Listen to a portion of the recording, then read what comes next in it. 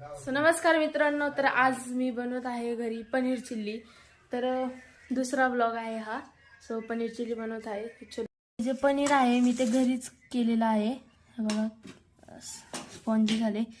आता ह्याच्यावरती लाल तिखट, मीठ आणि कॉर्नफ्लॉवर टाकून मस्त ह्याला चांगलं मिक्स करून घेणार आणि मग हे तव्यात फ्राय करणार. मग दुसरीकडे ग्रेव्ही बनवून सगळं करणार. तर तुम्हाला दाखवतो सगळी प्रोसेस. मीठ आपलं लावून घेतलं आणि मस्त फ्राय करतो. बघा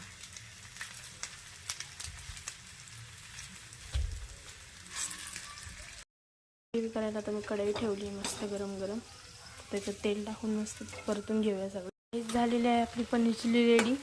नेमका लाईट गेली शी. पनीर चिल्ली रेडी झालेली आहे. तर आता सगळी मिळून खातो आम्ही. कशी झाली दादा?